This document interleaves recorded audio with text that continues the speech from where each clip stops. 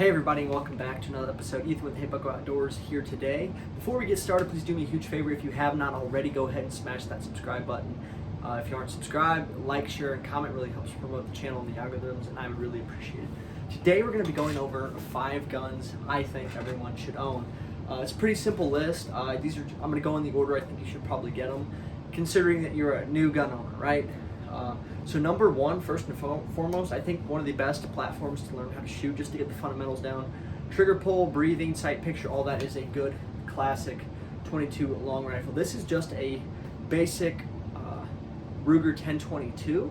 No bells and whistles. You can put a Picatinny rail on this and a scope if you so chose. Red dot sight or whatever the heck you'd want. The great thing about this rifle, it's very modular. There's like more parts for this rifle than many other firearms out there. Basic buckhorn sights are around $300 on the market right now. They're simple, they don't kick a lot. It's great to show new shooters on. You can actually get youth models too. So I definitely think that a good 22, whether it be a Ruger or not, I think this is probably the most user-friendly and user-serviceable. You can replace it dang near everything on this rifle here. Obviously, I have just a slip-over sling. You can get sling studs. I personally didn't want to do that, though. That way I can take this off if I wanted to. But yeah, that's number one. Let's move on to number two. Okay, so number two on the list, I think everybody should probably have some type of a shotgun, whether it's for just shooting, sport clays, hunting, home defense, whatever. The particular example we have here is a Stevens Model 320. It's one of my favorite budget shotguns. It's for about $170 to $250, depending on where you can find them. This is their sporting model, so it has a 26-inch barrel, 5-shot tube plus one in the pipe. It takes 2 3/4 and 3-inch shells. Furniture on this, polymer, it's all black, nothing too crazy. You do have some sling studs on the end of the tube and at the butt of the gun. It's polymer construction, not the best.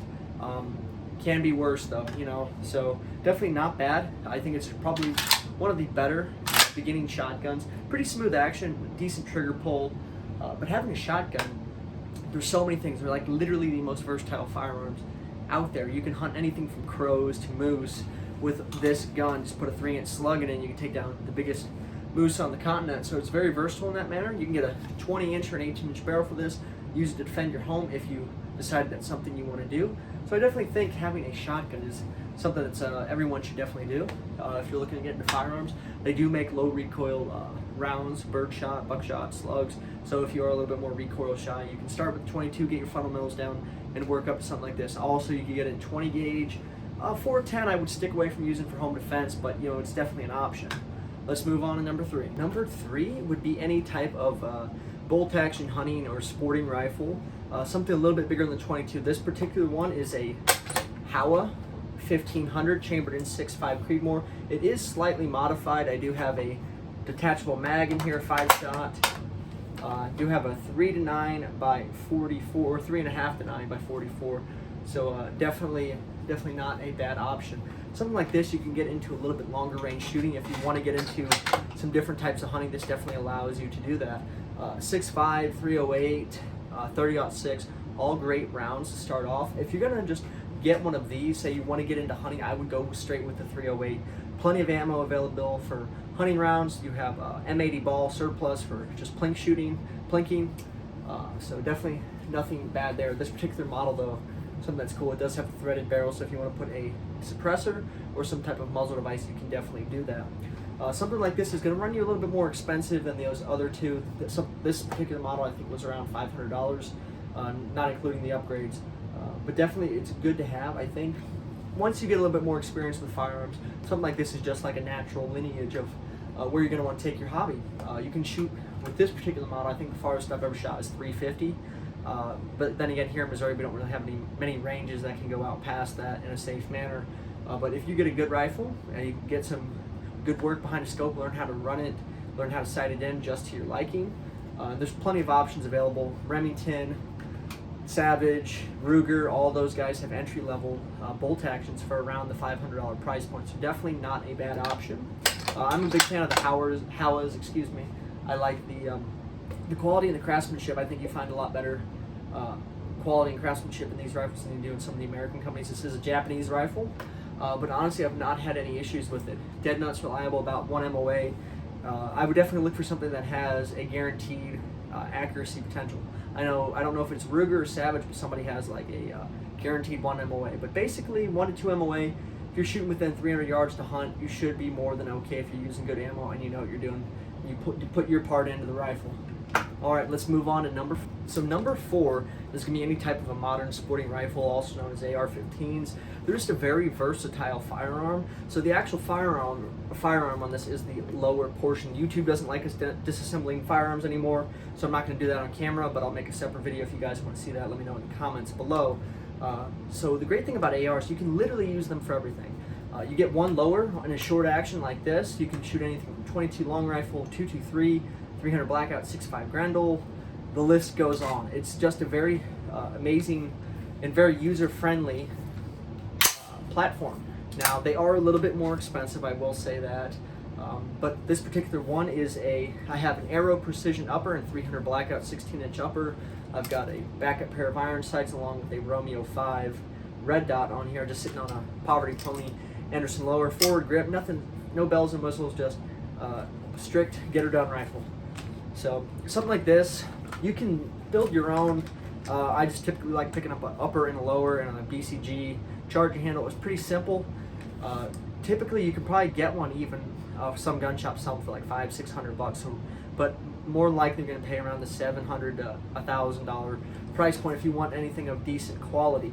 Great thing about the AR too is it's so versatile. I mean, you can same thing with that Ruger that I was talking about earlier. You can literally change everything on this to fit your needs. If you want to shoot a different caliber, it's easy as popping 2 pins out and putting a different upper receiver on. You can put scopes, iron sights, different stocks, grips, triggers, all kinds of stuff. Something I will say, if you're going to use it for home defense, definitely look into the different options. I'm a big fan of 300 blackout myself. The ability to shoot subsonic out of this pistol gas system is definitely really good. I think 300 blackout 5.56, it all depends. I'll go over some different basics of home defense in another video if you guys would like to see that. But yeah, number 4, I think once you get those first 3, this is probably where you should go next. Now, if you just want to go straight for this, there's nothing wrong. Like I said, you can have one lower and 5 or 6 different uppers for different tasks, and that's really all you need. Personally, I'm more of a big fan of the old hunting style guns. These definitely have their place though, especially in today's day and age. Definitely quite a few different uses for them. So let's move on to number 5. All right, so number 5 is going to get us into some different territory, the MILSERP section of firearms. So MILSERP is military surplus, firearms that were used at one period in time in military service. They're kind of drying up now.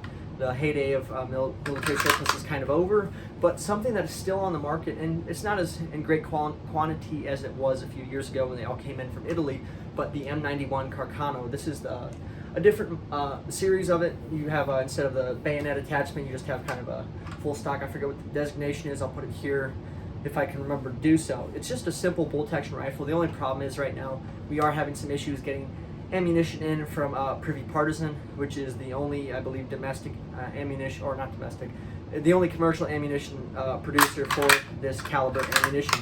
But something great about MILSERPs is there's so much history about them.